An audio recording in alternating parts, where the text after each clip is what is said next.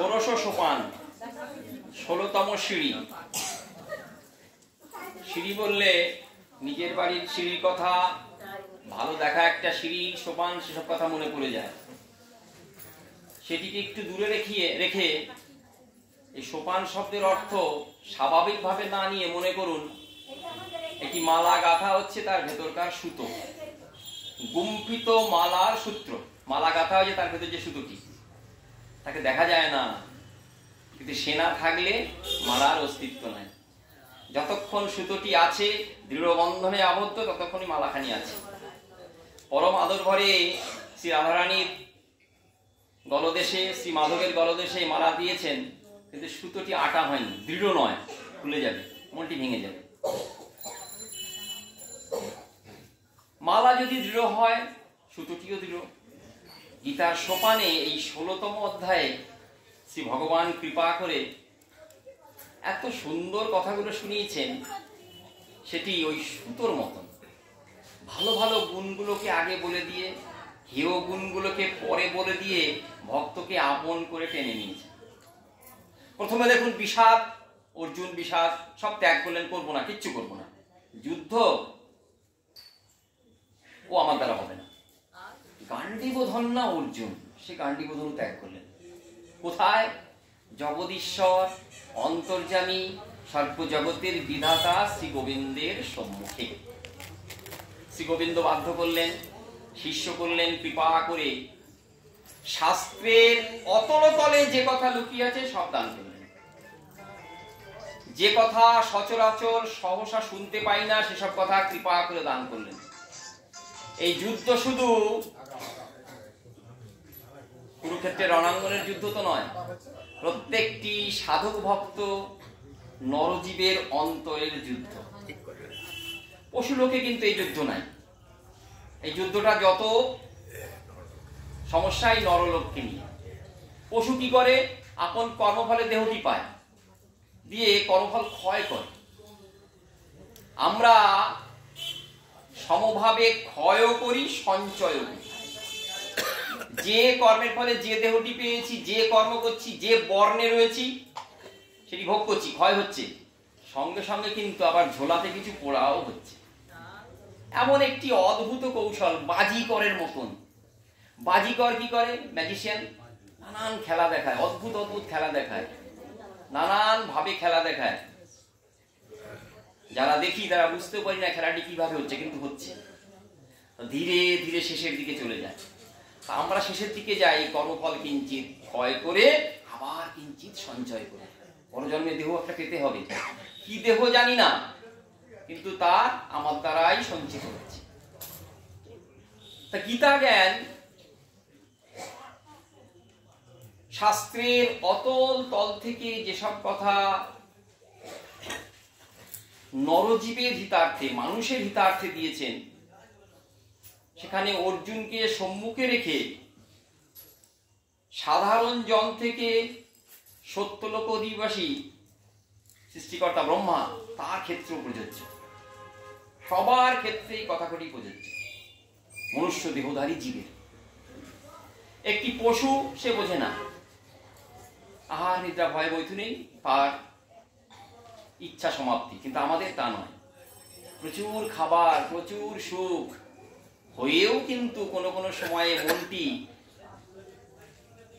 অধিক কিছু পাবার জন্য ব্যস্ত হয়ে যায়। সে তামসিক ব্যক্তি হোক, রাজসিক ব্যক্তি হোক, সাত্ত্বিক ব্যক্তি হোক, কখনো কখনো কোন শুভক্ষণে মনটি উদাস হয়ে যায়। কোনো কিছু পাবার আশা তীব্র থেকে তীব্রতর হয়, লালসার প্রকাশ হয়। এটি মনুষ্য জগতে, এই আমরা মানুষ, এই জগতে মানুষের মধ্যে হীন গুণ আছে, আবার সুন্দর গুণ আছে। কেমন দেখুন, ভগবানের কিরকম ইচ্ছা, পরবিপর পড়েছে দৈবাসুর সম্পর্য। দেবতা অসুরের যুদ্ধ সবাই জানে। ভগবান ভালো ভালো গুণের কথা বলে, ভক্তির কথা বলে, স্বচরণে নিয়ে আসার মন্ত্র বলে দৈব গুণ, আসরিক গুণ সে কথা বলেছেন। রাজসিক ব্যক্তির গুণ আসরিক গুণ, তামসিক ব্যক্তির গুণ রাক্ষসী গুণ, দেবতার গুণ দৈব গুণ। কিন্তু কিরকম দেখুন, শ্রীমদ্ ভাগবতের অন্তে দ্বাদশ স্কন্ধে যখন ভাগবতীয় কথা শেষ হয়ে যাচ্ছে না, এই ভাগবতীয় কথা কলিকালের জীবকে কি মঙ্গল সাধন করবে সে কথা শোনাচ্ছেন ব্যাসনন্দন সুখদেব মহাশয়, পরাশরের নাতি। ব্যাসনন্দন সুখদেব শোনাচ্ছেন কলিকালের কি কি ধর্ম হবে, তার মধ্যে একটি মোক্ষম ধর্ম শোনাই। ভাগবতীয় কথা, ছোট অধ্যায়, 24টি মাত্র শ্লোক, একটু রুক্ষ, বিশেষ তত্ত্ব কথা নাই, কতগুলি গুণের কথা তুলে ধরেছেন এবং সেই গুণ বিভাগে দেখি সাত্ত্বিক, তামসিক, রাজসিক, গৃহস্থী, বানপ্রস্থী, সন্ন্যাসী, ব্রহ্মচারী সকলের কথা বলা হয়েছে। তারপরে শ্রী গোবিন্দের এক সাবধান বাণী, ছোট অধ্যায়, 24টি মাত্র শ্লোক, দীর্ঘ নয়, অল্প সময়ই শেষ হয়ে যাবে। তার আগে শোনাই এই দৈবাসুর সম্পদ যুগের যে বিভাজনটি। শ্রীমদ্ ভাগবতে ব্যাসনন্দন সুখদেব বলছেন, মহারাজ, কলিকালে একটা অপূর্ব ভাব দেখতে পাবে। কি সেই ভাব একটু শোনাই। বলছে, কলিকাল সব প্রত্যব্যয়ের যুগ। কঠিন কঠিন শব্দ বলে, কিন্তু ভাবটা সকলেই আস্বাদন করতে পারে। প্রত্যব্যয় অর্থাৎ যা ঠিক তা ঠিক থাকবে না।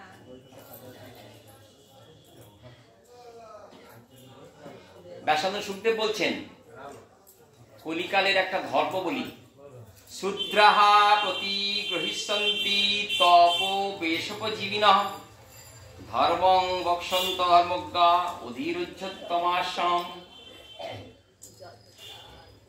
রবীন্দ্রনাথ কাবুলিওয়ালা নাটক লিখলেন। শব্দের দ্বারা যতটা সম্ভব কাবুলিওয়ালার মনের ভাব প্রকাশ করেছেন।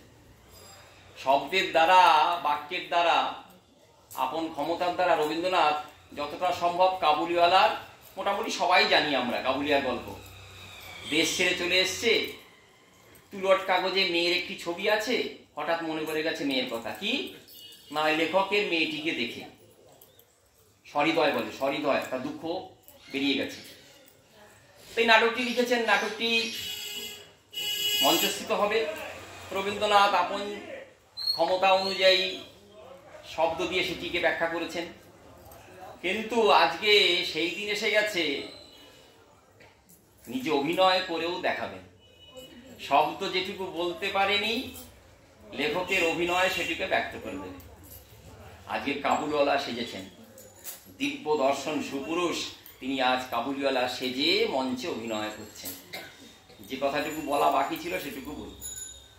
তো দৈবাসুর সম্পদ যোগে দেবগুণ কি আছে জানি না, আসরিক গুণের কথা বলতে গিয়ে আমি সক্ষম। আসরিক গুণগুলো সব পরিষ্কার করে বলে দেবো, এবং আমার মুখ থেকে শুনে আসরিক গুণের আর কোনো সন্দেহ থাকবে না, মিলে যাবে ব্যাসনন্দন সুখদেবের সেই পূর্বাভাস, ভবিষ্যৎবাণী। কলিকালে শূদ্র উচ্চ ব্যাসাসনে বসে ধর্মের কথা বলবে, আর সে ব্যাটা হবে অধর্ম আচরণ করে। তার অধর্ম আচরণ দেখে যেন ভুলে যেও না তুমি ধর্মপথে আছো। উপজীবিন, জীবিকা করবে। আর কি, দণ্ড কমণ্ডলু ধারণ করে তপস্বী হবে, বিড়াল তপস্বী। কলির গুণ, যথোপযুক্ত ভাবে শাস্ত্র মর্যাদাকে রক্ষা না করে অপব্যাখ্যা করবে। তাই দৈবাসুর সম্পদ যোগে দৈব গুণের সন্ধান করলে করতে পারেন, কিন্তু আসরিক গুণের সন্ধান করতে হবে না। আজকে সেই আসরিক গুণ, গীতার কথা, ব্যাসনন্দন সুখদেবের ভবিষ্যৎবাণী আর আমার কিঞ্চিত ব্যাখ্যা, আমার ব্যাখ্যা নয়, গীতাকে যেভাবে বুঝি সে কথা আলোচনা করব। ভগবান প্রথমেই বলছেন কতগুলি গুণের কথা। গুণগুলি কি? অভয়ং সত্য সংশুদ্ধির জ্ঞান যোগবস্থিতি দানং দমশ্চ যজ্ঞশ্চ সাধ্যায়স্তপস্যম। সবকটি সহজ সরল ভাবে অন্তরের ভাবের কথাই বলেছে। সাধ্যায় নিয়েও তার একটি মন্তব্য। স্বাধ্যায় অর্থাৎ অধ্যয়ন যুক্ত হওয়া, পড়াশোনা করা। পড়াশোনার যুগ শেষ না হলেও প্রথাগত পড়াশোনা তো হারিয়ে যাচ্ছে। দেখবেন এখন যারা আমরা প্রৌঢ় তারা বলি সেই যুগ ছিল গো, বই ধার করে পড়তাম, 2 দিন 3 দিন রাখতে পারতাম না, ফেরত দিতে হতো। যারা একটু পড়তে চাইতো তাদের কত অসুবিধা ছিল, ধার করে বই পড়া ইত্যাদি। সেটি কিন্তু শাস্ত্র স্বাধ্যায় বলছেন না। আপনার বই পড়ার নেশা, গীতা কিন্তু আপনাকে ভালো বললেও এটি স্বাধ্যায় যোগ সে কথা বলবেন না। স্বাধ্যায় অর্থাৎ বলছেন যা তোমার আন্তর্দেহ মন এবং বাহিরের ভাব দুইকে সঠিক রূপে মহামুনিগণ তপস্বীগণের কথাকে ধারণ করিয়ে অন্য পথে নিয়ে যাবে। অর্থাৎ আমি যেখানে আছি সেখান থেকে আমার উত্তরণ হবে, ঊর্ধ্বগমন হবে। গুরুদেব দীক্ষা প্রদান করার পরেই এই কথাটি বলেন, রোজ একটু গীতা পাঠ করবে, ভাগবত পাঠ করবে, সাধুসঙ্গ করবে, হরিনাম কীর্তন করবে, এগুলো স্বাধ্যায়। অধ্যয়নটি যেন আত্ম উন্নতির জন্য হয়। গীতা তো রোজই পড়ি, গীতা শ্লোক তো রোজই মুখস্থ করি। বলছেন গীতার যদি কৃপা হয়ে যায় না, শ্লোক তো নয়, সাক্ষাৎ ভগবত অঙ্গ, ভগবান নবনবয়মান রূপে দেখা দেবে। আগের দিন আলোচনা করেছিলাম অনুরাগ ভরে ভগবত সেবা। অনুরাগ তো মনের একটি ভাব বিশেষ, চেষ্টায় হয় না, আবার চেষ্টা ছাড়লেও হয় না। অনুরাগ অর্থাৎ ভগবানকে নবনবয়মান রূপে দেখা। যে ভগবান আমার ইষ্ট, যে ভগবান আজ শ্রীমন্দিরে সিংহাসনস্থিত রয়েছেন, সেই ভগবানকে রোজ দেখেও পিপাসা না মেটা। উৎকৃষ্ট উদাহরণ আমার গৌরহরি। নিয়ম ভেঙে দর্শন করছেন। জগন্নাথের ভোগ হবে, সেবক হরি গোবিন্দ দাস তাকে বলছেন, গোবিন্দ আরেকটু অবসর দাও। পদ্ম পলাশলোচন শ্রীহরির নয়ন প্রান্তে যে মাধুর্য উচ্ছলিত হচ্ছে, আমাকে আরেকটু আস্বাদন করতে দাও। প্রভু গো, দুপুর হয়ে গেছে, মধ্যাহ্নের সময়, তুমি তো খাওয়া দাওয়া করবে, প্রভু চলো। গোবিন্দ আর কিঞ্চিত সময় দাও। নিয়ম তো করেছেন কাছে যাবেন না, গরুর পক্ষীর স্থান থেকেই দর্শন করবেন, বারংবার নিয়ম ভাবতেন। স্নান যাত্রার সময় যে 15 দিন প্রভুর দর্শন হতো না, চলে যেতেন আলালনাথে, কত কষ্ট, করুণ ভাব। বলছেন আমি অধমজন, তাই অনবসর কাল, অদর্শনের কাল, দেখা পাবো না। উৎকৃষ্ট উদাহরণ গৌরহরি, যে অনুরাগ ভরে দর্শন করলে সাধকের কি দশা হয়। ভগবান দাপরে এবং কলিতে মনুষ্যবৎ লীলা করেছেন, মানুষের মতন। এটিকে স্মরণ রেখে সেই লীলা সাধন করতে হয়। মনুষ্যবৎ, মানুষের মতন, মানুষ নন কিন্তু, আমরা মানুষ, কিন্তু মনুষ্যবৎ লীলা। গৌরহরি সেই লীলা আমাদের স্মরণ করিয়ে দেয়। যদি জীবের চিত্তে অনুরাগ দশাটি উদয় হয়, তাহলে সে কিভাবে গোবিন্দ মাধুর্য আস্বাদন করে। তাই এই গোবিন্দ মাধুর্য আস্বাদন করার যে উপায়, অনুরাগ ভরে দর্শন, সেটি সকলের ভাগ্যে হয় না। কিন্তু স্বাধ্যায়কে অবলম্বন করলে, কৃপাকে আকর্ষণ করলে ধীরে ধীরে অনুরাগ দশায় উপস্থিত হওয়া যায়। নিষ্ঠা কাকে বলে? গুরু বাক্যে, শাস্ত্র বাক্যে দৃঢ় বিশ্বাস। শাস্ত্র বাক্যে আমাদের সবারই বিশ্বাস আছে, কিন্তু দৃঢ় বিশ্বাসটি থাকে না। বলছে বেড়ালকে, বাড়ির টিয়া পাখিটিকে মালিক কৃষ্ণ কথা, হরি কথা, রাধে রাধে বলো কত কথা শিখিয়েছে। যেই বেড়াল আক্রমণ করতে আসে, সব ভুলে ট্যাঁ ট্যাঁ ট্যাঁ ট্যাঁ করে। নিষ্ঠা কিন্তু ঠিক এরকম না। যেভাবে আসুক না কেন সস্থানে আপন ভাবে তিষ্ঠ থাকা। গুরু বাক্যে যেমন বিশ্বাস, শাস্ত্র বাক্যেও তদ্রূপ বিশ্বাস। নরোত্তম প্রভু সমস্যার সমাধান করতে বললেন, সাধু শাস্ত্র গুরু বাক্য হৃদয়ে করিয়া ঐক্য, আর না মনে করিও আশা। ভুল হবে না কিছু যদি শ্রী গুরুদেবের কথা এবং শাস্ত্রের কথা মিলিয়ে মিলিয়ে অগ্রসর হও। অগ্রবর্তী হয়ে দেখবে পরম ধনের লাভ হবে, পরম ধনের স্পর্শ হবে। তাই স্বাধ্যায়ের প্রতি বিশেষ জোর দিয়েছেন শ্রী গোবিন্দ। এখন অর্জুন তো বলতে পারেন, প্রভু গো, যুদ্ধ করব, রাজ্য শাসন করব, না তোমার কথা মতো স্বাধ্যায় যোগে যুক্ত হব। অর্জুনের যে দ্বন্দ্ব, অর্জুনের যে দ্বিধা, সব ধীরে ধীরে ঘুচে গেছে। সকালবেলায় যখন শয্যা ত্যাগ করেছেন, কি কুয়াশা, মনে হচ্ছিল না যে সূর্যদেব আর উঠবেন। কিন্তু আমাদের সকলের মনে আশা সঞ্চার করে দ্বীপ্রহরে দুপুরবেলা কিন্তু উদিত হয়েছে এবং আমরা সকলেই আনন্দিত হয়েছি। শাস্ত্র বলছেন, গুরুবাক্য শাস্ত্রবাক্য এই রূপে জীবের চিত্তের মলকে অন্ধকারকে দূর করে দেয়। আজ বিশ্বাস নাই, কারণ বুঝতে পারছি না, অনুভব নাই। অনুভব কি কবে হবে? অনুভবী জনের সঙ্গ এবং ধীরে ধীরে সে কথাতে মনোনিবেশ করা। প্রথম দিনেই কেউ শেখে না, প্রথম দিনেই সব জ্ঞান রপ্ত হয় না, কারোরই না। যার হয় সে পূর্বজন্মের সংস্কার, কিন্তু আমাদের ন্যায় হতজন ইতরজন, তাদের কি হয়?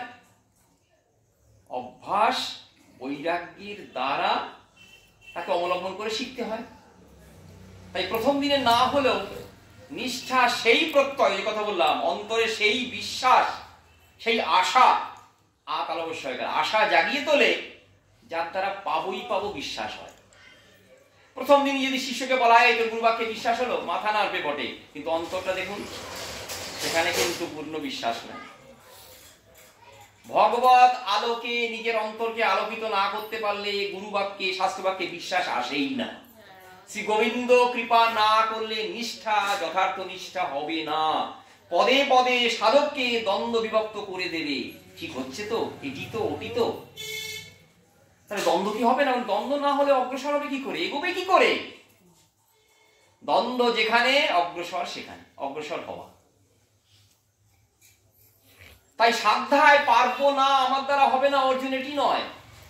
সাধ্যায় যুক্ত জন আমার পরম পদ লাভ করে, এটিও একটি কথা।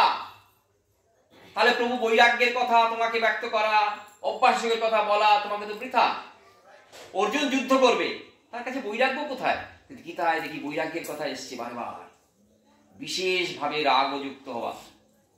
এখন সমস্যাটা কি হয় জানেন তো, আমরা যারা বঙ্গভাষী না, তাদের কাছে কিছু কিছু শব্দ একটা আচ্ছাদন তৈরি করে। কিছু কথা বললেই সেই দিকে মন ধাবিত হয়। দোষের নয়, কিন্তু এছাড়াও যে আরো অর্থ হয়। এবং বিশেষ করে সংস্কৃত সাহিত্য, যখন একটি কথা বলা হয় তার বহু অর্থ, এর ভালো দিকও আছে, খারাপ দিকও আছে। বাংলা ভাষায় জানা জ্ঞান এখানে রাস্তা দাঁড় করে দাঁড়ায়, সংস্কৃত শব্দ সেখানে রাস্তা নিতে পারে না, দ্বন্দ্ব বিলুপ্ত হই। এটি ভালো, একদিকে খারাপ। ভালো দিক কি? অর্থটি নানান জায়গায় প্রযুক্ত হয়ে সহায় করবে আমাকে জানবো কিভাবে। তাই যখনই আমার অন্তরে প্রত্যয় নেই, বিশ্বাস নেই, আমি ঠিক বিশ্বাসী হতে পারছি না, তখন বুঝতে হবে কাজ হচ্ছে। কিন্তু এই জগতের মতন নয়, ওষুধ কাজ দিচ্ছে না, বুঝতে পারছি না, তা নয়। যখন মনে দ্বন্দ্ব আছে, বুঝতে হবে দ্বন্দ্ব কিন্তু আমাকে অগ্রসর করছে, অর্থাৎ মনে প্রশ্নের উদয় হবে। অপ্রাকৃত করিয়া মানে কৃষ্ণ কলেবর, কৃষ্ণ নিন্দা নাহি আর ইহার উপর। মহাভারতে শিশুপালের কৃষ্ণ নিন্দা শুনবেন। ভীম পাশ থেকে গুনছে, এক, ধীরে ধীরে ধীরে ধীরে বাড়তে গিয়ে আর দেরি নাই। ভীম মনে মনে আনন্দিত হচ্ছেন, গোবিন্দ অপেক্ষা করছেন কখন সেই ক্ষণ আসবে। শিশুপাল গালাগালি দিচ্ছেন, যে কথা বলেছেন না সেই সব কথা যদি কাউকে বলা হয়, কোর্ট কাছারিতে টানাটানি পড়ে যাবে।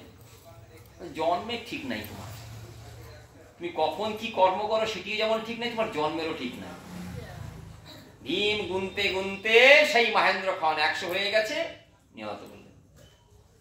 তা বলছি, এসব নিন্দা গোবিন্দ সহ্য করেন, ভক্ত সহ্য করেন, কিন্তু কৃষ্ণ কলেবর মিথ্যা এটি যদি বলো, কৃষ্ণ নিন্দা এর সমান নাই।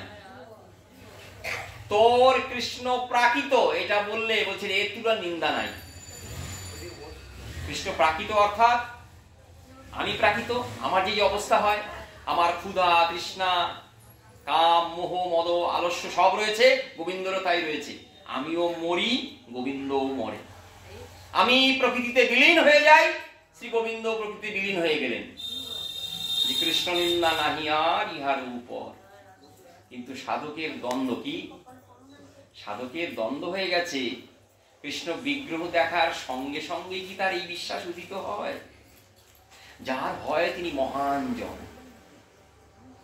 দর্শন করার সঙ্গে সঙ্গে যার চিত্ত সেই মহৎ বাণীতে সাড়া দেয়, যাকে দেখছো তিনি গোলকস্থিত প্রভু, যাকে দেখছো সে তোমার চিত্তস্থ সেই পরম আত্মার প্রকাশ, তিনি মহান।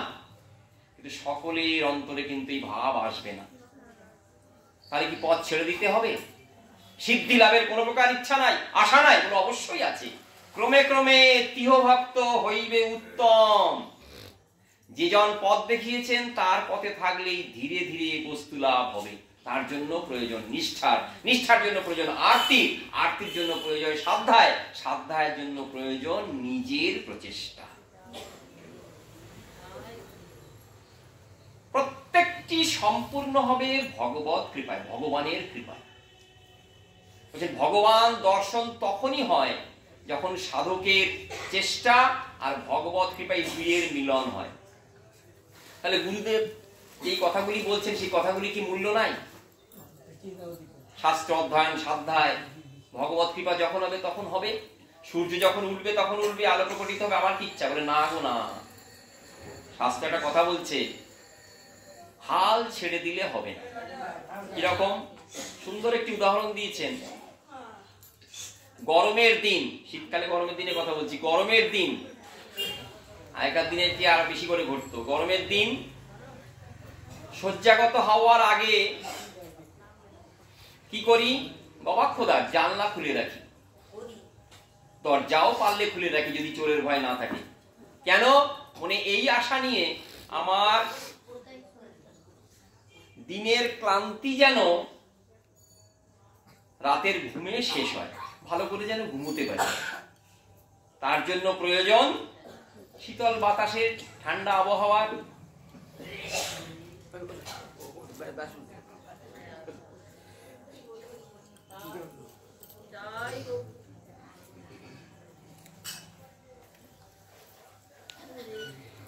জানলা বা গবাক্ষদ্বার কিন্তু খুলে রাখতে হবে। কেন না? আপনার মনে আশা আছে কোন এক শুভক্ষণে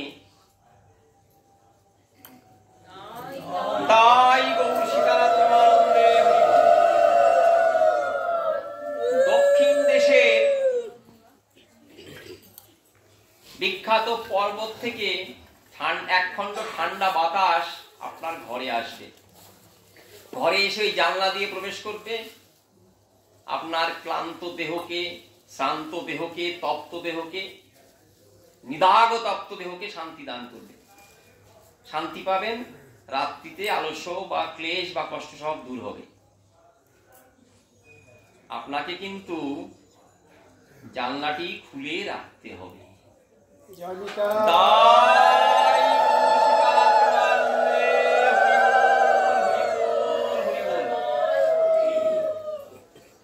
এখন যদি মনে করেন কখন ওই শীতল বাতাস আসবে, এসে আমার দিকে আসবে কিনা, নানান প্রকার বিচার বিতর্ক অপসিদ্ধান্ত, তাহলে কিন্তু ওই ক্লান্ত দেহ ক্লান্তই থাকবে, ক্লান্ত দেহ ক্লান্তই থাকবে, শান্তি আসবে না। তাই শান্তি আসার জন্য কিন্তু জানলাটি খোলা রাখতেই হবে। ভগবত কৃপা আসবে তো, ভগবান কৃপা করবেন। এই গীতাতেই আমরা পেয়েছি গতির ভর্তা সাক্ষী নিবাস। ভগবান উচ্চকণ্ঠে শুনিয়েছেন, ভয় নাই ভয় নাই, আমাতেই রয়েছে।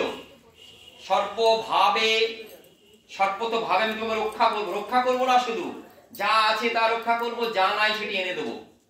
তিনি তো পিতা, পিতা সন্তানকে কৃপা করবেন না তো কাকে করবেন? আমার প্রতি এমনিতেও কৃপা রয়েছে, দেহ ধারণ করছি, কর্মফল ভোগ করছি, বাসুদেব রূপে জনার্দন রূপে তিনি আমার কর্মক্ষয় করে দিচ্ছেন, কৃপা রয়েছে। কিন্তু সেই বিশেষ কৃপা যে কৃপার দ্বারা তার সাক্ষাৎ সেবা হবে, সেটিও তিনি করবেন। বলে সেই কৃপাকে নিজের সাধনার সাথে যুক্ত করার জন্য ওই জানলা খুলে রাখা রূপ ভাব হলো স্বাধ্যায়। প্রভু গীতার কথা শুনছি, তুমি অর্জুনকে রণক্ষেত্রে, যুদ্ধের ক্ষেত্রে, বাড়িতে ডেকে নয়, রাজপ্রাসাদে নয়, বটগাছ তলায় নয়, গোমুখে নয়, গঙ্গোত্রীতে নয়, কুরুক্ষেত্রে রণাঙ্গনে ডেকে তাকে গীতা অমৃত দান করছো। অর্জুন প্রথমে তোমার কথা নেবে না বলে সাহস দেখালো, তারপরে সব সাহস চুরমার হয়ে গেল। তাকে কৃপা করলে, বারংবার সম্বোধন করে বলছো, অর্জুন তুমি আমার আপনজন করে অপ্রাকৃত, দিব্যদৃষ্টি শব্দের অর্থ অপ্রাকৃত চোখ দেব, যা তারা সব দেখতে পাবে।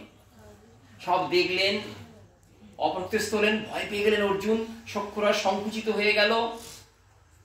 গোবিন্দ ছিলেন আপনজন, তাকে ভাই বলে জানতেন, বন্ধু বলে জানতেন, সখা বলে জানতেন, একই বিছানায় থেকেছেন, একই সাথে খাওয়া দাওয়া করেছেন, রঙ্গ পরিহাস সব করেছেন, সখ্য ভাবে শ্রী গোবিন্দের সঙ্গে বিচরণ করেছেন। ওই বিশ্বরূপ দর্শন করার পরে সব উধাও, কর্পূরের মতো নাই আর। বাবা একটা কথা বলেন, ভবান হয়ে গেছেন, তুমিটি আপনি হয়ে গেছেন।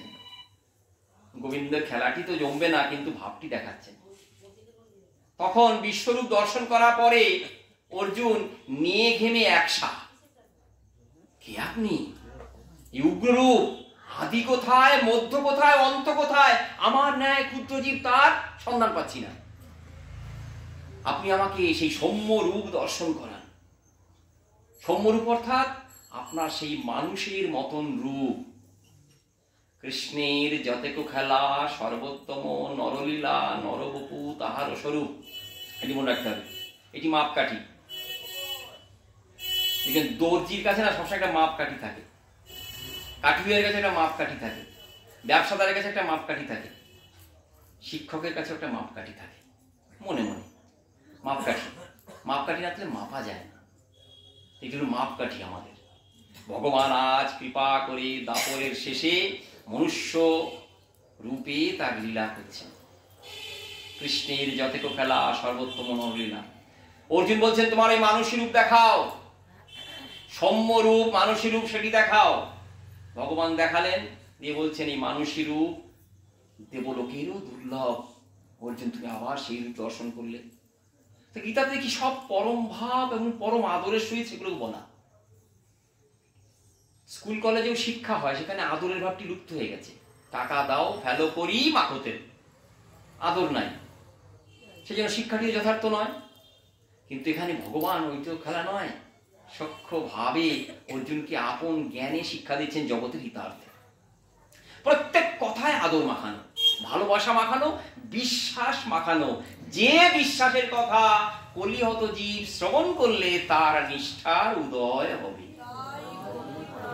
শাস্ত্রবাক্য, সাধুবাক্য, গুরুবাক্য যে এক এবং অভিন্ন, এক এবং অভিন্ন, এই বিশ্বাস দৃঢ়রূপে আসবে। শ্রী গোবিন্দ ভক্তের সেবিত শ্রী বিগ্রহ সাক্ষাৎ, প্রাকৃত তো নয়, সাক্ষাৎ।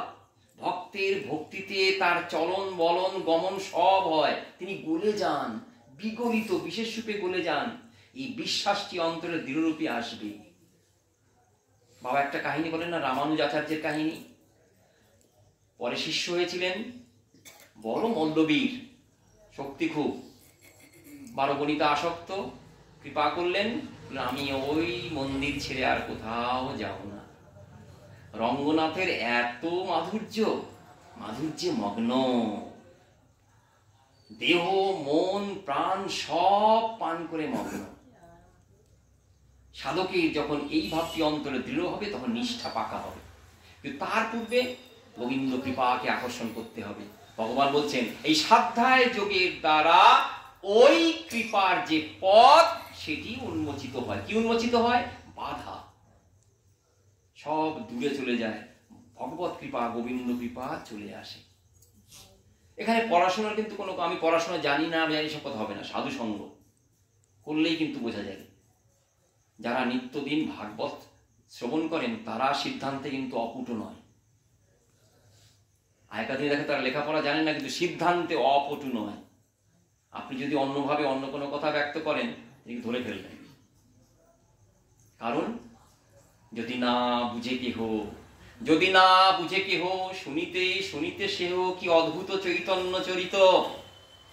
কবির পয়ারে ফুটে উঠেছে লীলা কথা এবং আশ্বাসবাণী, এই নিষ্ঠার কথা। যদি না বুঝে কেহ, শুনিতে শুনিতে সেহ কি অদ্ভুত চৈতন্য চরিত। কি হবে তাহলে? কৃষ্ণে উপজীবে প্রীতি, বুঝিবে রসেরও রীতি, শুনিলেই হয় পরহিত। পয়ারের একটু অংশকে নিয়ে আলোচনা করুন, সারা সময়টি অতিবাহিত হয়ে যাবে। রসের খেলা। শ্রী গোবিন্দ মাধুর্য আস্বাদন করতে গেলে অন্তরে এই ভাবটি উদিত হয়। এটি না থাকলে আস্বাদন করা যায় না। আপনি গোবিন্দকে যেভাবেই দেখবেন, রস মাধ্যমে আস্বাদন। কৃষ্ণে উপজীবে প্রীতি, ভগবানে ভালোবাসা আসবে। শাস্ত্রে শুনি, সাধুবাক্যে শুনি যে ভালোবাসা অন্তরই রয়েছে। হ্যাঁ, অন্তরই তো রয়েছে। অন্তঃস্থিত ভালোবাসা সেটি জাগ্রত হবে। তোমার মধ্যে তো গোবিন্দ রয়েছেন, সেই গোবিন্দকে তো জানতে পারো না। পরমাত্মা রূপে যিনি রয়েছেন, সাক্ষী রূপে যিনি রয়েছেন, তাকে দ্রষ্টা রূপে জানতে পারো না। জানবে যেদিন এই নিষ্ঠা পূর্ণরূপে অন্তর্উদিত হবে। ভগবান কৃপা করে তোমার সম্মুখে বা তোমার অন্তরে যখন এই নিষ্ঠার উদয় করবেন, তখন তুমি বুঝতে পারবে। অপেক্ষা আছে বটে, অপেক্ষা আছে বটে, কিন্তু অপেক্ষার শেষে বড় প্রাপ্তি। তাই সাধ্যায়ের যে মূল্য, এটি ভগবান জানেন। সাধ্যায়ের মূল্য জানেন বলেই উৎকৃষ্ট রাধুনির ন্যায় বারংবার স্মরণ করিয়ে দিচ্ছেন। এই 16 অধ্যায় পুনক্তি। অনেকে বলেন পুনক্তি অনেকবার বলা, তো অনেকবার বারে বারে বলা এটা দোষের। আগে দিন আলোচনা করি দোষের, তো বলছে না, শাস্ত্রেরই দোষের নয়। পুনক্তি শাস্ত্রে কখনোই একই কথা বলে না, অধিকতর কথা ব্যক্ত করে। শাস্ত্রে যে কথাটি বলেছেন, পরেও সে কথাটি বলবেন। চৈতন্য চরিতামৃতে দেখি কৃষ্ণ বলছেন, কখন দেহপাত হয়ে যাবে জানি না, তাই একটু বলে নি। তিনি অন্তলীলার কথা প্রথম অধ্যায় বর্ণনা করছেন, সূক্ষ্মাকারে সূক্ষ্মাকারে ছোট ছোট আকারে বর্ণনা করছেন। বর্ণনা করতে করতে যখন অন্তলীলায় এসছেন, তখন যেন মাঝ সমুদ্রে মাঝি তার জাহাজ নিয়ে ছুটে চলেছেন। তাই পুনঃকথন, বারংবার বলা, এটিকে অভ্যাস বলে শাস্ত্রে। গুরুদেব তো বলেন এই মন্ত্র এতবার জপ করবে। কেন? এক কৃষ্ণ নামে যত পাপ করে, পাপীর সাধ্য নাই তত পাপ করে। তাহলে আমি একবারই কৃষ্ণ নাম করবো, সারাটি জীবনে এই দীক্ষা নিলাম, এই দিনই কৃষ্ণ বলবো, আর কৃষ্ণ বলবো না। ফল হবে না? যদি কেউ বলে ফল হবে না, তার কিন্তু শাস্ত্রের বিধানে শাস্তি আছে, অবশ্যই ফল হবে। কিন্তু গুরুদেব যদি সঠিক গুরুদেব হন, এক থাপ্পড় লাগিয়ে বলবে এই যা বললাম তাই শোন। কৃষ্ণ নামের ফল তো পাপ ক্ষয়, পাপ ক্ষয় মুক্তি, বস্তু লাভ। তাহলে হবে না কেন? তাহলে বারংবার অভ্যাসের যোগ কথা বলা কেন? বলেন শ্রী গুরুদেব সবারই জায়গা হবে, কিন্তু জায়গা কিন্তু আছে। আর আপনারা সবাই সুজন, যদি হয় সুজন, তেঁতুল পাতায় 9 জন, আমরা করবো 90 জন। জয়নীতে এগুলো চলে আসলে দেখবেন হবে। শীতের দিন জায়গা হবে না, এটা হতে পারে? নিতাই যাদের চরণতল অত ছোট,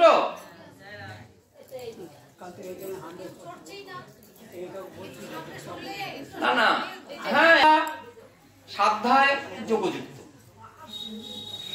সাধ্যায় তার যে মূল্য শ্রী গোবিন্দ জানেন, সেই জন্য বলছেন দেখো এই অভয়, সত্যগুণ ইত্যাদি তার সঙ্গে সাধ্যায়টিও যোগ করবে। কারা সাধ্যায় করবে? আমি আগে বললাম অর্জুন কি সাধ্যায় করবে নাকি? যে অবশ্যই করবে, কিন্তু অন্যভাবে। সাধন পথে অগ্রসর হতে গেলে সেখানে বর্ণ বিভাজনকে বিশেষ মর্যাদা দিলে হবে না। সাধন সকলের জন্যই সমান। রোগ যেমন সকলের হয়, ভালো জিনিসটা সকলের হতে পারে। আপনার পরমান্ন খাবার খুব ইচ্ছা, খুব ভালো লাগে, আমারও লাগতে পারে। তাই আদেশপত্র প্রবেশপত্র সবার জন্য এক। হ্যাঁ, অবশ্যই অর্জুন সাধ্যায় যোগে যুক্ত হবে। কিভাবে? সাধুগণের সঙ্গে তাদের আদেশ, তাদের নির্দেশকে শিরোধার্য করে। সাধুগণের যে আদেশ বা নির্দেশ, এই অধ্যায় শেষে গোবিন্দ বলবেন, শাস্ত্র বিধিকে উৎসৃজ্য যে ত্যাগ করে, সে সিদ্ধি তো দূরে থাক, সাধন পথে অগ্রসর হতে পারে না। বলবেন, একটু পরেই বলবো এই কথা। তো অর্জুনের সাধ্যায় আর ব্রহ্মচারীর সাধ্যায় তাতে পার্থক্য থাকবে। ব্রহ্মচারী আন্তরিকভাবে সাধ্যায়কে নিজের জীবনপণ করে গ্রহণ করে ওই পথে ধীরে ধীরে অগ্রসর হবেন। অগ্রসর হয়ে জগতের কাছে সেই জ্ঞান বিচার করবেন। এখানে দেখি ভগবান ব্রহ্মচারীর কথা বললেন। এই সাধ্যায় এবং অভয় এবং অন্যান্য গুণাবলী সম্পৃক্ত। অভয় অর্থাৎ ভয়হীনতা। ওইখানে ভয় আছে, আপনি ভয় পেয়েছেন, ভয়টি কিভাবে যাবে বলুন তো? ওটির স্বরূপ যথার্থ রূপে জানা, তখন ভয় চলে গেছে। ভয়টি তখনই যাবে যখন আপনি সুন্দর রূপে জানবেন ব্যাপারটি কি। না জানলেই তো অজ্ঞানতা, অজ্ঞানতা অন্ধকার, অন্ধকার তো ভয়। তাই শাস্ত্র যখন জানলাম না, তখন ভয় রূপে দেখা দেয়, কঠোর রূপে দেখা দেয়, তার ভয়াল রূপটি দেখা দেয়। কিন্তু শাস্ত্রকে মাতা বলে অঙ্গীকার করলে, তার চরণতলে বসে পড়লে, সে কিন্তু কৃপা বারিধি সিঞ্চন করেন।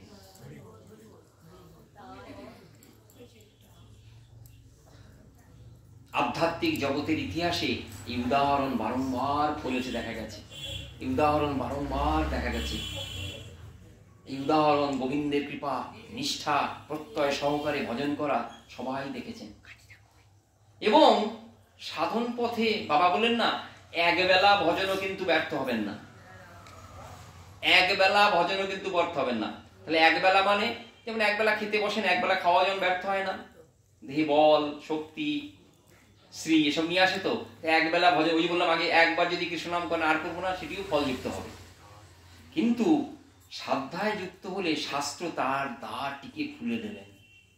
ওই যে বললাম, যারা নিত্যদিন ভাগবত শোনেন, তারা ভাগবতের আখ্যান নন, তত্ত্ব কথাও জানেন। এবং তারা রস আস্বাদনে ধনী।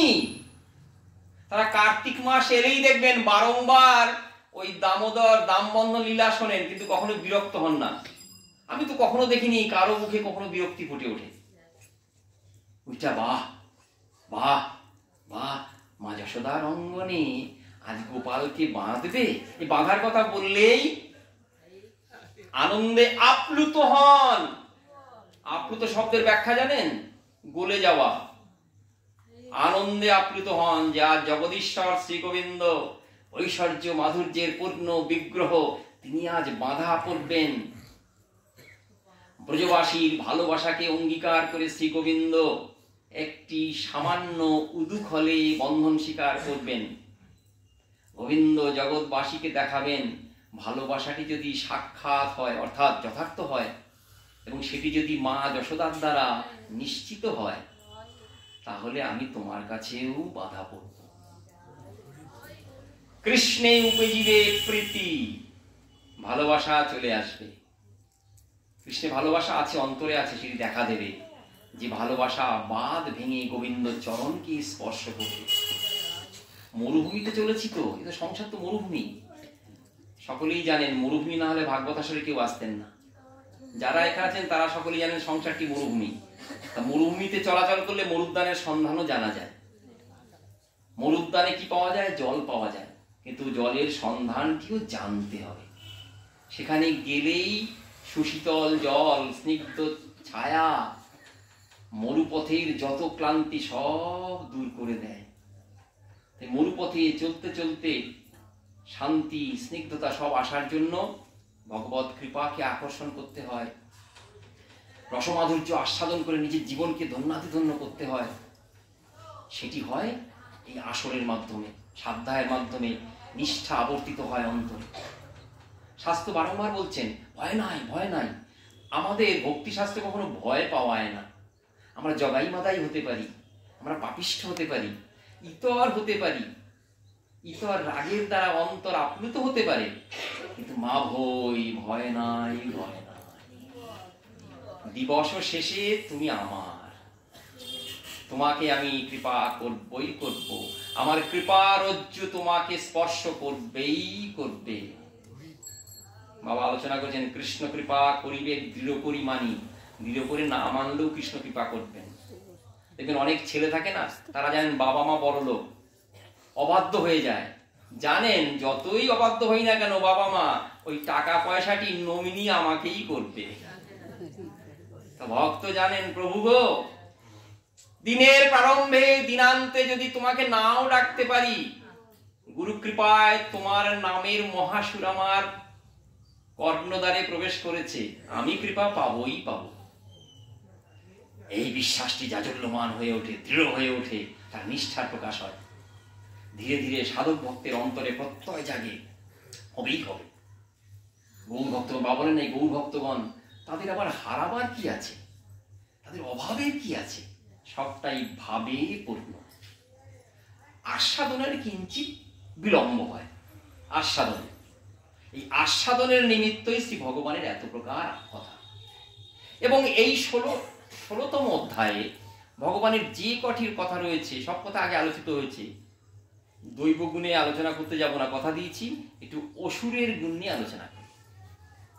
অসুরের গুণ গোবিন্দ বলছেন, দৌ ভূত স্বর্গ লোকে অস্মিন দৈব আসুর এব চ দৈব বিস্তর সপ্রক্তং আসরং পার্থ মে শৃণু। পার্থ শোনো, প্রধানন্দন পার্থ, দৈবগুণের কথা অনেক বলেছি, সে প্রথম থেকেই দৈবগুণের কথা বলেছি, তোমাকে দেখিয়ে দিচ্ছি তোমার মধ্যে দৈবগুণের বিস্তার প্রকাশ। এবার একটু অসুরদের গুণের কথা শুনে। অসুর অর্থাৎ যার মধ্যে শুধু ভগবাঞ্ছা, আমার আমার ভগবাঞ্ছা, আমি ভালো থাকবো। এরা শাস্ত্র জানেন না তা নয়, রাবণ সব শাস্ত্রের মর্ম অধিগত করেছিলেন। হিরণ্যকশিপু, হিরণ্যাক্ষ, তারা শাস্ত্রজ্ঞানে জ্ঞানী ছিলেন। হিরণ্যাক্ষ বধের পরে হিরণ্যকশিপু মাকে সামনে বসিয়ে, ভাই বউকে সামনে বসিয়ে যে শাস্ত্র কথা বলেছিলেন, মহামুনি সে কথা বলেন। শোক দূর করার জন্য যে যে জ্ঞান দরকার সেই জ্ঞান প্রয়োগ করেছেন, শুধু গোবিন্দকে বাদ দিয়ে সেই জ্ঞান। তেলের প্রদীপটি জ্বালাবেন বটে, কিন্তু তেল নাই। তদ্রূপ বিশ্ব সংসার যার, আমি যার, তাকে বাদ দিয়ে জ্ঞান, সেটা যথার্থ জ্ঞান হয় না। সেই জ্ঞান যথার্থ জ্ঞান নয়, বিপদের দিকে নিয়ে যায়। তাই যে জ্ঞানে সম্পৃক্ত হলে, যে জ্ঞান আরোহণ করলে, যে জ্ঞান প্রাপ্ত হলে সাক্ষাৎ ভাবে দৈবী সম্পদে ধনী হওয়া যায়, তার কথা বারংবার বলেছি অর্জুন। এবার একটু অসুরদের গুণ শোনো। প্রবৃত্তিঞ্চ নিবৃত্তিঞ্চ জনান বিদুরাসুরা ন শৌচং ন বিচাচারো ন সত্যং তেষু বিদ্যতে অসত্যম প্রতিষ্ঠন্তি জগদাহুরশীশ্বরং অপরস্পর সম্ভূতং কিমন্যৎ কামহেতুকম ইত্যাদি ইত্যাদি কামমাশ্রিত দুষ্পুরং দম্ভমান মদান্বিতা মোহাদ্ভৃতা সদ্গ্রহান প্রবর্তে অন্ত শুচিপ্রতা। আশা পাশ শতৈর্বদ্ধ কামক্রত পরায়ণা ইহন্তে কাম ভোগার্থমন্নয়নার্থ সঞ্চয়ান। এখানে কিঞ্চিত আসুরিক গুণের কথা বলে কিঞ্চিত ভয়েরও প্রকাশ করেছে। শৌচ, মনের পবিত্রতা, দেহের পবিত্রতা। দেহের পবিত্রতা স্নান করলেই সম্ভবপর হয়। স্নানও বহু প্রকারের আছে, যারা শাস্ত্র জানেন তারা বহু প্রকারের আছে। শ্রীমদ্ ভাগবত ব্যাসানন্দ সুখদেব বলবেন, সবচেয়ে শ্রেষ্ঠ স্নান হলো গোবিন্দকে অন্তরে স্মরণ করা। তাকে গোবিন্দকে অন্তরে দর্শন করে স্নান শ্রেষ্ঠ স্নান। আমরা যে যে স্নানগুলি করি প্রত্যেকটি শাস্ত্রে কথিত স্নান।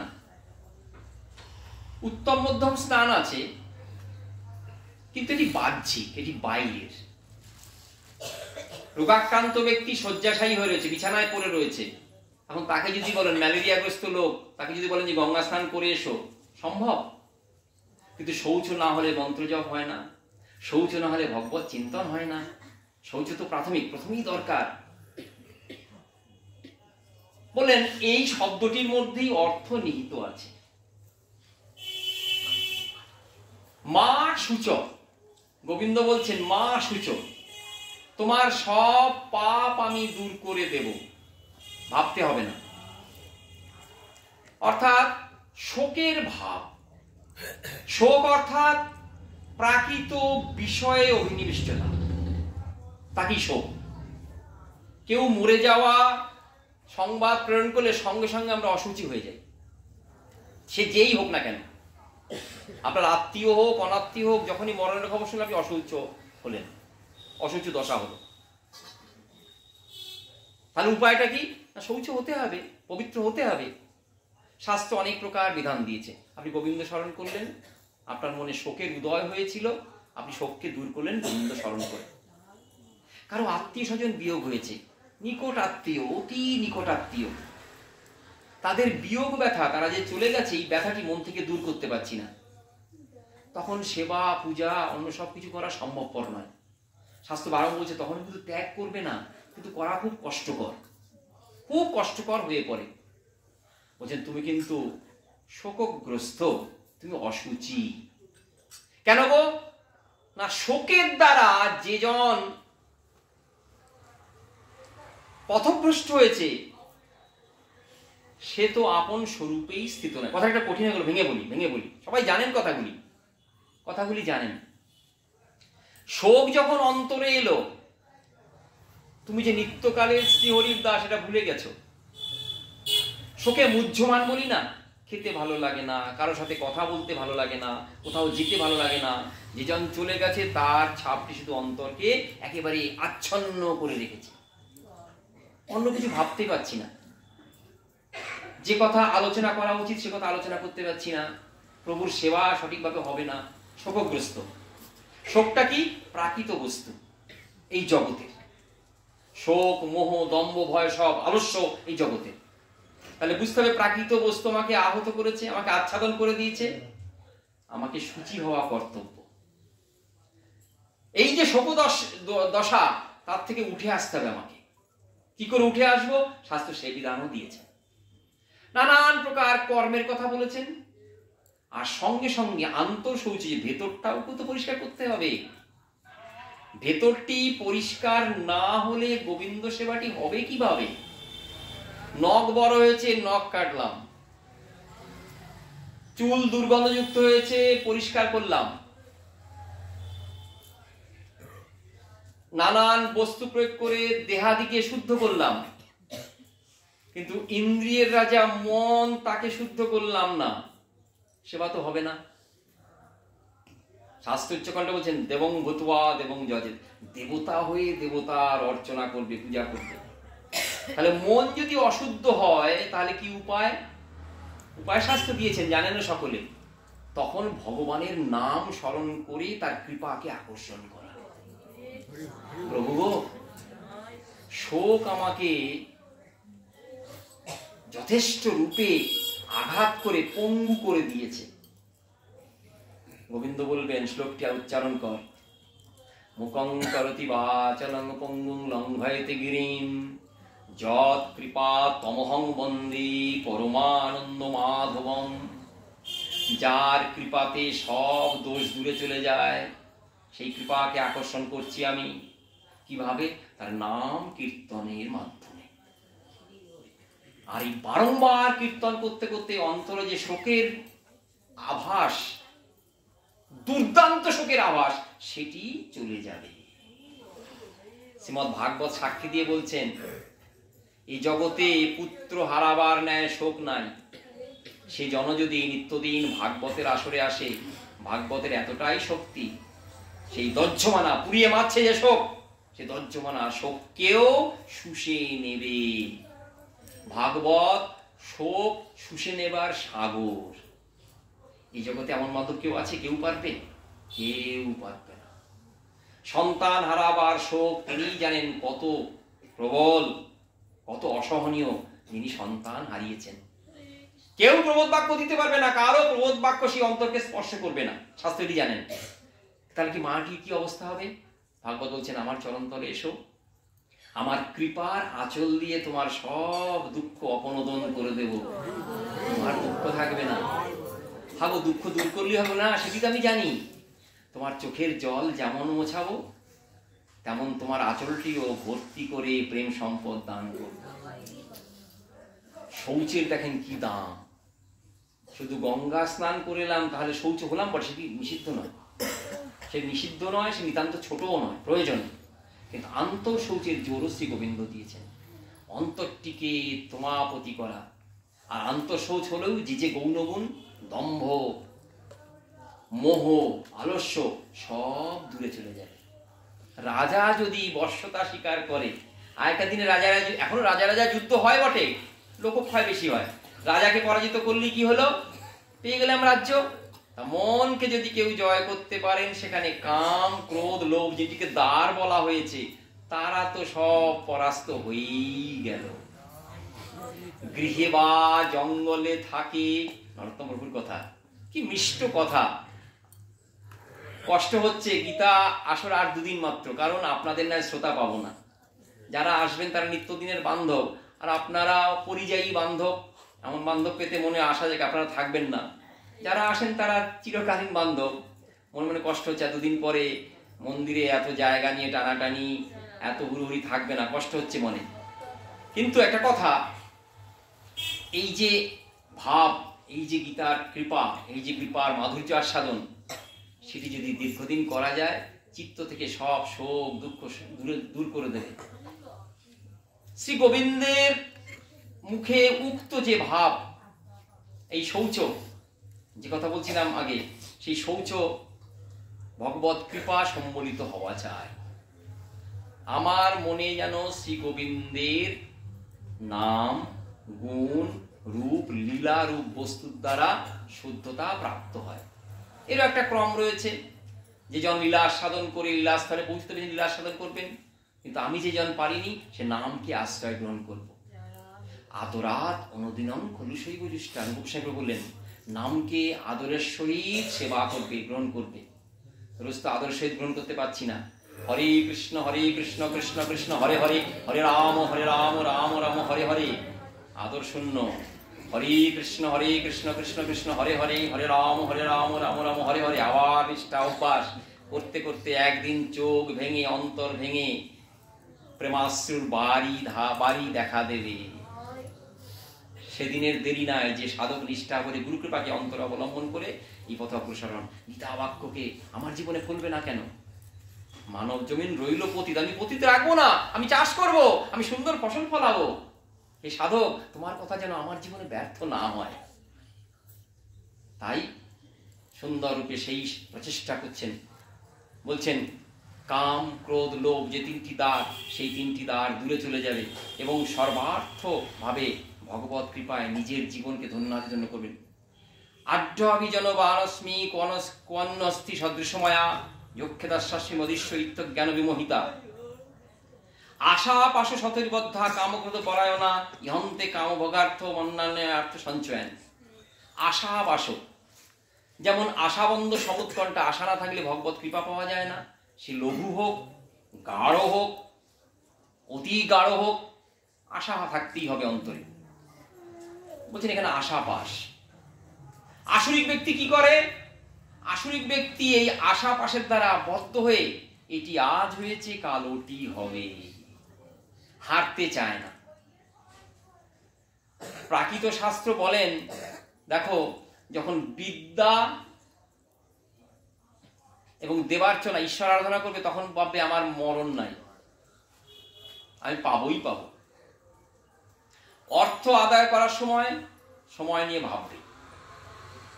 তা ওই যে আসরিক জন, যিনি শত আশাপাশে বদ্ধ, আশার দ্বারা বদ্ধ, সে কখনো শান্তি পায় না, কারণ দুষ্পূরণীয়, পূর্ণ কখনো হবার নয়। অন্তর জ্বলছে, সেখানে আবার যদি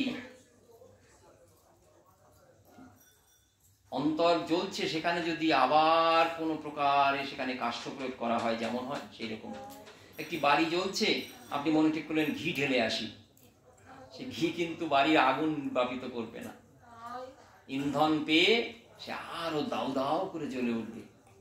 তাই যে কাম, যে লোভ, যে মোহ আমাকে পতিতজন করেছে, এই কামভক্ত দেহ কেন পেয়েছে? আগে যে আমি কামী ছিলাম, দুষ্পরিণীয় কাম আমার অন্তরে আছে, সেটা নিয়ে এসেছি, এখন সেটাকে দূর করতে হবে।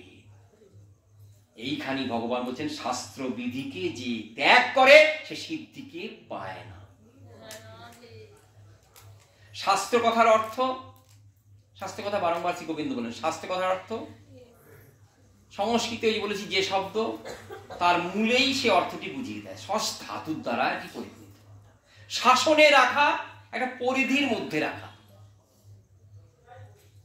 সর্বত্র এই শাসনের কথা আছে, নিয়ন্ত্রণের কথা আছে। আপনি যাই করুন না কেন, রাস্তা দিয়ে যাবেন, আপনিও যাচ্ছেন আমিও যাচ্ছি, গায়ে ধাক্কা লেগে গেল, কত কুৎসিত কথা বলি না? সেও তো বলতে পারে, হ্যাঁ বলতে পারে। রাস্তা সকলের, আবার সকলের নয়। কারণ যদি নিয়ম না মানেন তাহলে কিন্তু আপনাকে বিপদের হাতে পড়তে হবে।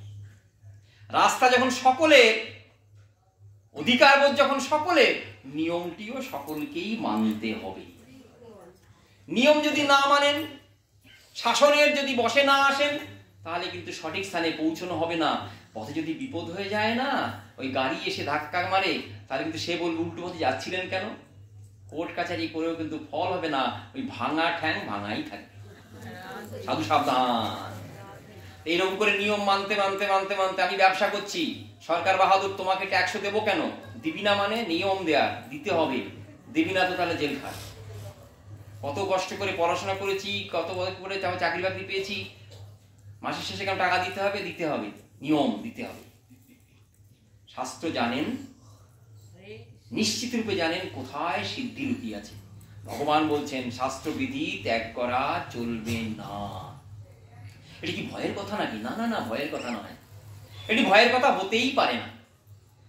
প্রথমেই বলেছি শ্রী গীতা শুধু কোনো একটি একক সংঘের জন্য নয়, একটি গোষ্ঠীর জন্য নয়, এককভাবে পৃথা পুত্র পার্থর জন্য তো নয়, সবার জন্য মা বলা হয়েছে। গান্ধারী শতপুত্রের জননী, গীতা মা জগৎ জননী, সকলেরই মা। শুধু তার ছায়া তলে আসতে হবে, মায়ের কৃপা পাওয়ার জন্য তার ছত্র ছায়া আসতে হবে। গীতা মা সকলকে কৃপা করবেন, জ্যেষ্ঠ কনিষ্ঠ মধ্যমে ভাগ নাই, ছোট বড় ভাগ নাই, মা সকলকেই কৃপা করবেন। অন্যদিকে ভাবতে গেলে দৈব সম্পদের কথা বলছো, আশিক সম্পদের কথা বলছো, আবার যারা তোমার প্রেম সেবা করতে চায় তাদেরও শাস্ত্রবিধি, অবশ্যই শাস্ত্রবিধি। শাস্ত্রবিধিকে অবলম্বন না করলে কোনো পথই অগ্রসর হওয়া যায় না, বিধি হোক অনুরাগ হোক। রূপ গোস্বামী প্রভু তার সুপ্রসিদ্ধ গ্রন্থ ভক্তি রসামৃত গ্রন্থে পরিষ্কার সাবধান করে দিলেন, বললেন শাস্ত্রবিধি যারা না মানে তারা ভক্তিপথের উৎপাত স্বরূপ। পাঠ শুনতে এসছেন, পাঠ শুনছেন, কেউ অন্য কোনো কথা বলছে, পাঠের মাঝেও বাড়ির কথা বলছে, ঘরের কথা বলছে, আপনার উৎপাত আসে কেন? রূপ গোস্বামী বলছেন ভক্তিপথে এই বিধি যদি কেউ না মানো না, সে ভক্তিপথে উৎপাত। কিন্তু উৎপাত করলে নিজের মঙ্গল তো করতেই পারে না, পরে কেউ কষ্ট দেয়। তাই বিধি মানবো না, কিন্তু প্রেম সেবা করবো, সেটি কিন্তু কখনোই হবে না। বিধিটি পশ্চাৎ পশ্চাৎ। প্রাণের আবেগে যেটি ভালোবাসা, সেটি তো অনুরাগময় ভালোবাসা, রাগময় ভালোবাসা, প্রাণের টান সর্বাগ্রে। সেখানে বিধি লুপ্ত হয় না, বিধি সুপ্ত হয়ে থাকে। মা যশোদা গোপালকে বাঁধছেন, নেই ঘেমে একসা। মা কি পুলিশ নাকি? মা গোবিন্দের কর্মই করছেন। জগৎবাসীকে দেখাতে হবে যে ভগবানকেও বাধা যায়। কে বাঁধবে? এই অবশক্তি কার আছে? এমন ভালোবাসা কার আছে? অফুরন্ত ভালোবাসার আধার মা যশোদা আছে অন্তরে। সেই ভালোবাসার আধারের দ্বারা ভগবানকে বাঁধা যেতে শিক্ষা দেব। মায়ের চরণতলে এলে জীব তুমিও এটি পেতে পারবে, আস্বাদন করবে। তাই তো ব্রজমায়েরা সকলে এসছেন, হৈহুল্লোর পড়ে গেছে, দেখতে এসছেন গোপাল বাধা পড়বে। সব কথা মিথ্যা করেছো, সব অঙ্গচালনা মিথ্যা করেছো, মায়ের সামনে বারে বার আমাদের পর্যদস্ত করেছো, আজ বাধা পড়েছো, দেখবো। যশোদা তোর মাথার ফিতেতে হচ্ছে না, 2 অঙ্গুলি কম পড়ছে, আমরা পূরণ করবো। নে শত শত মায়েদের সমাহার। গোপাল কি মজা পাচ্ছে না নাকি? যদি না পান মজা, তাহলে শাস্ত্র মিথ্যা। শাস্ত্র বলছে ভক্তি ভগবানকে নাচায়, ভক্তকে নাচায়, আর নিজে নাচে, 3 জন নাচে। তা গোবিন্দ আনন্দ পাচ্ছে না নাকি? আনন্দ অবশ্যই পাচ্ছেন। পূর্ণ স্বরূপ শ্রী গোবিন্দ আজ পূর্ণ আনন্দের আস্বাদন করে জগৎকে এক অপূর্ব বার্তা প্রেরণ করছেন। হে জগৎবাসী, তোমরাও গোবিন্দ কৃপা এইভাবে লাভ করতে পারো। মায়ের এই বন্ধন প্রণয় রজ্জুর বন্ধন, খাঁটি ভালোবাসার বন্ধন। প্রাকৃত বস্তু বলতে নাই। সেই ভালোবাসার স্পর্শ পেতে গেলে নিয়ম মানতে হবে না? অবশ্যই মানতে হবে। নরোত্তম প্রভু বললেন, আপন ভজন কথা না কহিবে যথা তথা, প্রেম সম্পদ রাখো অন্তরে লুকাইয়া। হয়তো ঠিকভাবে উদ্ধৃতিটা দিলাম না। আপন ভজন কথা না কহিবে যথা তথা। কেন গো? বলবো না কেন? ঢাকঢোল পিটিয়ে বলবো তো। দীক্ষা হয়েছে জগৎবাসী, গুরুদেব বলেছেন এতবার মালা জপ করতে, সাধু সংগতি করতে, কেন বলবো না? বলবো। অন্তরে রাখো প্রেম লুকাইয়া। কেন বলছেন? প্রেম না লুকিয়ে রাখলে এ যদি সাহজিক হয়ে যায়, এ যদি সার্বজনীন হয়ে যায়, প্রেমের জোর কমে যায়। ভালোবাসা সদা সর্বদা গোপনে থাকবে। গোপন কথাটি রহিবে গোপনে। আপনি যদি সেখানে বিধি ভাঙেন, শাস্ত্র তুমি উৎপাত করছো, তোমার এই ভালোবাসা গোবিন্দ ভোগে লাগবে না, উৎপাত করছো। তোমার অন্তরের যে ভালোবাসা শুদ্ধ রূপে পবিত্র রূপে যদি গোবিন্দ সেবায় লাগাতে চাও, তাহলে তুমি নিশ্চুপ হও। তোমার অন্তরের প্রেম আরো আরো বর্ধিত হোক। কামীর কাম যেমন মেটে না, প্রেমিক তোমার প্রেমও তেমন মিটবে না। তুমি সেই আশার দিকে লক্ষ্য রেখে প্রেমকে সুগোপনে রাখো, গুপ্ত রাখো, সুপ্ত রাখো। রঘুনাথ পারছেন না, রঘুনাথ দাসবাবু পারছেন না। রাধা কুণ্ডের তীরে হাহুতাশ ভাবে শুধু বাড়িধারা, নয়নের জল। রঘুনাথের সম্বল কি? শুধু চোখের জল আর মুখে হরিনাম। যে পরম বস্তু লাভ করছেন তাকে লুকিয়ে রাখতে পারছেন না। স্বনামের প্রতি এত প্রিয়তা তিনি পারছেন না। কিন্তু সাধারণ জন সর্ব বস্তুকে গোপনে রাখবে, সংগোপনে লুকিয়ে রেখে তার প্রয়োগ। তাই শাস্ত্র শাসনে সকলকেই থাকতে হবে। কিসের জন্য? ভয়ের জন্য নয়, ভীতি প্রদর্শনের জন্য। ভয় দেখাচ্ছেন না, মঙ্গলের জন্য। শ্রী গোবিন্দ বলবেন সিদ্ধি প্রাপ্তিতে বাধা হয়। কি করে জানবো? মহাজন এ কথা বলছেন। শক্ত সমর্থ ছেলে, 30, 32, 35 বছর বয়স, যুবক, তার মনে ইচ্ছা হলো মাউন্ট এভারেস্টে উঠবো। ধনী ব্যক্তি ঠিকঠাক করলেন, সব জোগাড়জান্তি করে ওই দেশের ভিসা ইত্যাদি সব লাভ করে বা ছুটেছেন। আপনাকে বলে দিল, হাগো ওই পাহাড়ি পথে না একা যাওয়া যাবে না, নিয়ম নাই, তোমাকে শেরপা নিতে হবে। কজন শেরপা? এতজন শেরপা নিতে হবে। কেউ নেবে তোমার খাবার, কেউ নেবে তোমার কেউ নেবে তোমার ওইখানে প্রয়োজন সেই অক্সিজেন।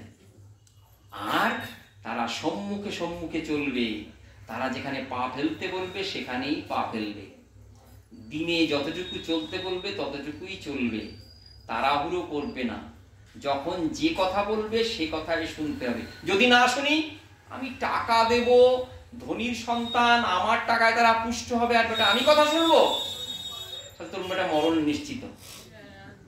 তুই শেরপার কথা শুনবি না, তোর মরণ নিশ্চিত। তুই জানিস কোন পাহাড়ের তলায় কোন বরফ কিভাবে রয়েছে, খাদ কোথায়, মৃত্যু কোথায় লুকিয়ে আছে।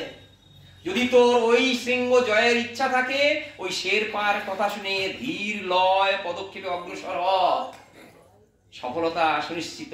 আর যদি মৃত্যুকে নিশ্চিত করতে চাস, তাহলে কথা শুনতে হবে না, শেরপা নিতেই হবে না। তাই প্রাথমিকভাবে শাস্ত্র শুধু নয়, অন্তিম লগ্নেও শাস্ত্রের সহায়তা। অপরাধকে দূর করার মোক্ষমতম অস্ত্র হলো শাস্ত্রবিধিকে অন্তরে ধারণ করা। অন্তরে ধারণ করে একাগ্রতা সহকারে ধীরে ধীরে অগ্রসর হয় সাধন। এটা হলো বুদ্ধিপূর্বিকা। আমি সাধন করছি, আমি সাধক, আমি ভজন করছি, আমি ভক্ত। অর্থাৎ বুদ্ধির দ্বারা যেটি করছি সেটি সাধন হচ্ছে। তা বুদ্ধির দ্বারা যখন বিচার আছে, বুদ্ধিপূর্বিকা যে ইন্দ্রিয়ের দ্বারা কর্ম, সেটি সাধন। হরিনাম গ্রহণ করছি, জিহ্বা মন রয়েছে, ভগবান চরণে তুলসিচ্ছি, হস্তের দ্বারা মনের দ্বারা তুলসী অর্পণ হচ্ছে, ভক্তি। সেখানে শাস্ত্রবিধি যেমন আছে। আবার প্রেমডোরে প্রেম সেবা করা, যদি অষ্টকালীন সেবাও করি সেখানেও নিয়মের বিধিবদ্ধতা রয়েছে। আজকালকার দিনে কীর্তনের খুব প্রাবল্য। রাতে গোষ্ঠ দিনে রাস, যে শোনে তার হয় সর্বনাশ। অনেকে বলে কেন হবে কেন হবে, ভগবানের কথা তো, কেন হবে কেন হবে। ভগবান ক্ষতি করবেন না কারো, ভগবান কৃপাময়, সকলের প্রতি কৃপাময়। রাতে গোষ্ঠ, গোষ্ঠ লীলা, গোষ্ঠ অর্থাৎ বরহা পিরং নটবরবহু, ভগবান যাচ্ছেন নাচতে নাচতে, তার পীত বসন, ময়ূরের পাখা মাথায়, সখাগণকে গাভীগণকে গোবৎসগণকে সব নিয়ে চলেছেন গোবিন্দ, আবার ফিরছেন উত্তর গোষ্ঠকালে, ফিরে নানান প্রকার লীলা করবেন। আপনি রাতের বেলা সেই গান শ্রবণ করছেন, কীর্তনিয়া গিয়েছে আপনি শুনছেন, চলো যাই সখা সঙ্গে, শ্রীদাম সুন্দরদাম দাম বসুদাম সব সখা বলল চলো, শুনছেন আপনি। রসিক ভক্ত তখন হয়তো অন্য কোনো লীলা সাধন করছেন, তার কিন্তু ব্যাঘাত হয়ে যাবে। তার ক্রোধ শুধু আপনার ভজন পথকে বিঘ্নিত করবে না, আপনার কিন্তু প্রত্যবায়ের অপরাধ হয়ে যাবে। দিনের বেলা রাস শুনছেন, শারদ চন্দ্র পবন মন্দ, বিপিনে ভরল কুসুম গন্ধ, আহা কি সুন্দর, শরৎকালে চাঁদ উঠলে কি মনটা ভরে যায় গো। এবার গোপীগণ আসবেন, কৃষ্ণের মোহন মুরলী রবে, সবাই আসবে, গোপীগণের সঙ্গে গোবিন্দের কি অপূর্ব লীলা হবে। আপনি শুনছেন, অন্যজনকেও শোনাচ্ছেন, সাধু সাবধান সাধু সাবধান। এটি জানেন বলেই কিন্তু মহাজন বলেছে রাতে গোষ্ঠ দিনে রাস, যে শোনে তার হয় সর্বনাশ। কেন? আপনি শাস্ত্র বিধিকে উপেক্ষা করছেন। অষ্টকালীন লীলায় সেই ব্রাহ্ম মুহূর্ত থেকে শুরু হয়ে যায়, যখন যেটি করার তখন সেটি। বিসর্জনের দিনে আবাহন, আবাহনের দিনে বিসর্জন, এটি কি হয়? ইহা তিষ্ঠ ইহা তিষ্ঠ, ইহা গচ্ছ ইহা গচ্ছ বলার পরিবর্তে যদি বিসর্জনের মন্ত্র উচ্চারণ করেন, তাহলে কিন্তু সেটি মনোভূত হয় না। শাস্ত্র বললেন অনুরাগময়ী সেবার পূর্ণ উদ্দেশ্য হল কৃষ্ণ সুখৈক তাৎপর্যময়ী সেবা। ভগবান কিসে সুখী হবেন? এখানে গীতা পাঠ হবে, চলো যাই, এসে দেখলেন ওই সিমেন্টের মেঝেই, আর কিচ্ছু দেয়া নেই। শীতের দিনে সিমেন্টের মেঝে বসা যায়? আমি তো পারি না, যে পারেন পারেন, কি কষ্টকর। একজন আপনার সজ্জন ব্যক্তি, একজন আপনার বন্ধুস্থানীয় ব্যক্তি, সে কি করলেন, একটা কম্বল এনে পেতে দিলেন, আপনার সুখবোধ হলো। হাবু অনেক কষ্ট পেয়েছো, কম্বলে করে বসো, আমি এক কাপ চা নিয়ে আসছি, তার প্রীতি সাধন হচ্ছে। এই যদি গরমকালে হয়, হাবু ফাঁকা মেঝেতে বসবে, কম্বলে বসো, এক গ্লাস গরম জল খাও। হ্যাঁ, সুতরাং সেবাটি হবে প্রীতি সাধনের জন্য, যাকে ভালোবাসছি। কৃষ্ণ সুখৈক তাৎপর্যময়ী সেবা। সেবা বললেই কিন্তু হতো, সেবা বললেই বুঝিবে রসিকজন, না বুঝিবে মূঢ়, বুঝে যেতেন কিন্তু যারা রসিক ব্যক্তি তারা বুঝতেন। কিন্তু আমাদের ন্যায় মূঢ়জন ইতরজন রয়েছেন, তাদেরকে সাবধান করছেন। কৃষ্ণ সুখৈক তাৎপর্য, তাৎপর্য অর্থাৎ অন্তর্নিহিত ভাব, যেটি করলে কৃষ্ণ সুখী হবেন, তুমি এটিকে অবলম্বন করো, প্রভু যাতে সুখী হবেন সেই ভাবটি অবলম্বন করো। সেটি কি? প্রত্যর্থে আনন্দের উল্লাস যেন হয়। গোপাল রোজ বলে মা গোষ্ঠে যাব, গোঠে যাব মা, সখারা যায়। মা শোনার আগেই নস্বাত করে দেন, না এ ঘর থেকে সে ঘর বোঝে না, গোষ্ঠে যাবে। মা জানেন আমার যে কষ্ট হবে, নয়নের মণি সাত সাগরের সে চাঁদন, সে যাবে বা গোষ্ঠে, আমার দাস দাসী রয়েছে, না যাবে না। কিন্তু গোপাল একদিন মোক্ষম কথাটি ছড়লেন, মা সখারা কত আনন্দ করে, দ্বাদশ বনে ঘুরে বেড়ায়, বনের কত ফল খায়, গরু চড়ায়, যমুনায় স্নান করে, আমার মনে ইচ্ছা হয় মা আমি সেই আনন্দ পাই। অনুরাগময়ী মায়ের অন্তরও কিন্তু সাড়া দিল, গোপাল আনন্দ পাবে।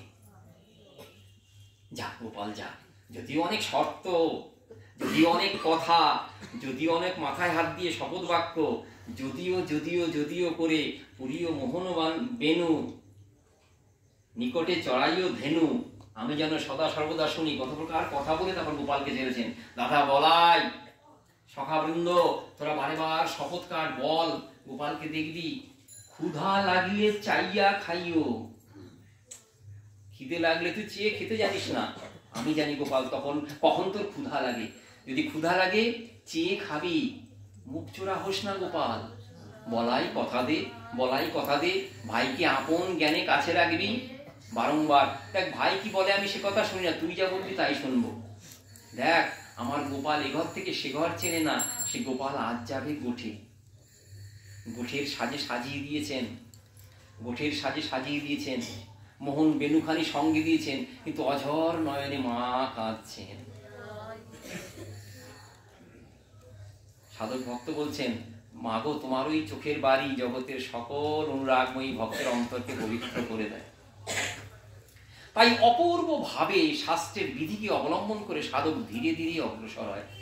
শাস্ত্র বিধি সবসময় প্রযোজ্য, সবসময় মানতে হবে।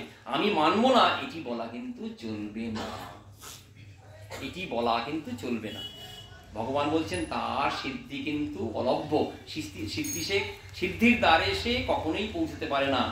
আসরিক জন কি করে, সে এই শৌচ, শাস্ত্রবিধি, অন্যান্য প্রকার শাস্ত্রের কথা সব অহংকার ভরে ত্যাগ করে। যা যা হয়েছে আমার এটি লাগবে না, আমার এটি যথেষ্ট। সে সাক্ষাৎ ক্রোধ ভরে, অহংকার ভরে শাস্ত্রের কথা।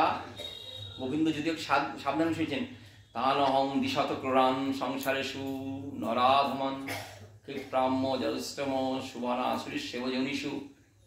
তার অধজনিতে পতন হয়, বারে বার আসরিক দেহ পায়, তার মুক্তি নাই। এটি গোবিন্দের সাবধান মানে সঙ্গে সঙ্গে তার অন্তরের ব্যথাও। অর্থাৎ জীব কখনো কিন্তু এই পথগামী হয়েও না। তুমি আমার প্রিয়জন, তুমি আমার আপনজন, তোমার হিত সাধন করাই আমার কর্তব্য। বৃদ্ধ বাবা মা সন্তানকে বারে বার বলছেন, দেখ যা আছে তুই জীবনপাত করার জন্য যথেষ্ট, আমার যে টাকা পয়সা আছে না তোর পক্ষে যথেষ্ট, কিন্তু বাবা বিপদগামী হোস না, অবব্যয় করিস না, অবব্যয় করিস না। যেমন সাবধান বাণী, সে তেমনি অন্তরের ব্যথা। ভগবানও কাঁদেন, ভক্ত বলেন ভগবানও কাঁদেন, প্রেম বাধা হয়ে কাঁদেন, আবার ভক্তের জন্যও কাঁদেন। আসরিং জনিমাপন্না মূঢ়া জন্মনি জন্মনি মামপ্রাপ্যৈব কন্তেয় তত যন্তমহামগতি। অধপতিতে তাদের দৃষ্টি হয়। এরপরে বলছেন সেই শাস্ত্রবিধির কথা, তস্মাৎ শাস্ত্রং প্রমাণং তে কার্যকার্যবস্থিতৌ জ্ঞাত্বা শাস্ত্রবিধানোক্তং কর্ম কর্তব্যার্হসি। কর্তব্য কর্ম সব শাস্ত্রবিধানের দ্বারা যেন নিয়ন্ত্রিত হয়। এই পূর্বেই আমরা আস্বাদন করেছি। বলছেন কর্মমার্গে যে জন রয়েছে তাকে জ্ঞানের কথা বলে পথভ্রষ্ট করবে না। কর্ম কি করে? কর্মী। সে কামনা বাসনার দ্বারা আদিষ্ট হয়ে সে কর্ম করে।